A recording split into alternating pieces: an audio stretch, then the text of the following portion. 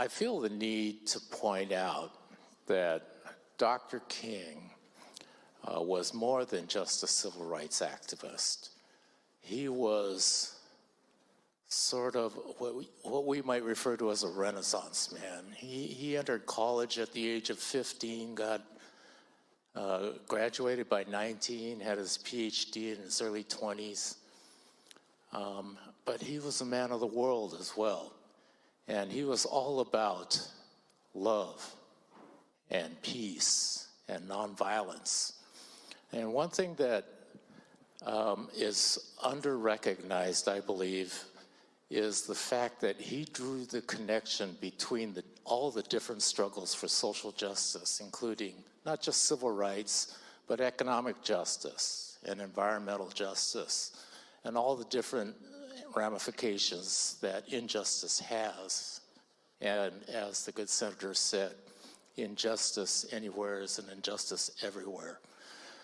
So I feel the need to point out that he was in Memphis for a reason when he was shot and martyred. He was in there fighting a workers' struggle. He was there because the sanitation workers were fighting the famous phrase, "I am a man." They want recognition, not just as human beings, but economic justice as well, to be able to afford to live in a home with dignity and to feed their family, not struggle on the street.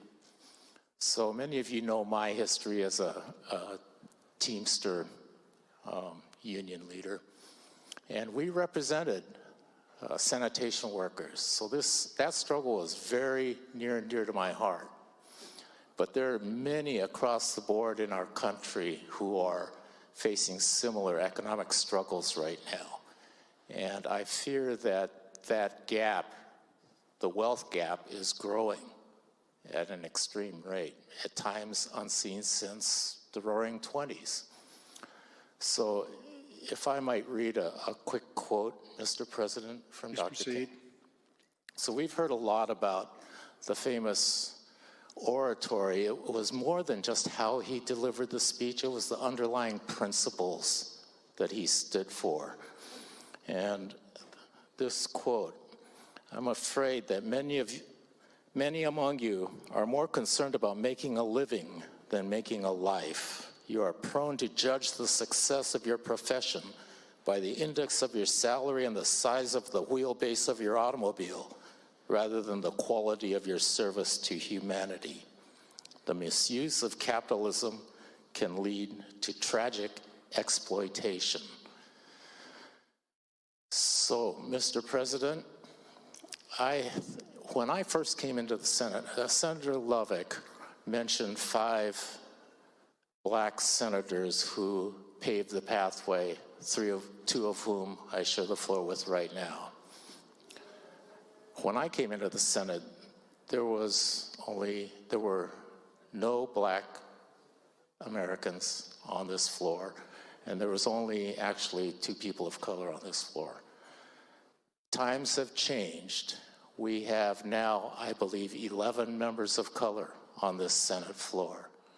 And I would ask that this body, as we move forward today, we don't just give thought to just this one day to what Dr. King stood for, but throughout this legislative session, now that we have a significant representation, a proportional representation close to on this floor, I'm hoping that we use our collective strength to build for that world that Dr. King had that dream of, and that we carry that thought and our actions along with us throughout Sine Die.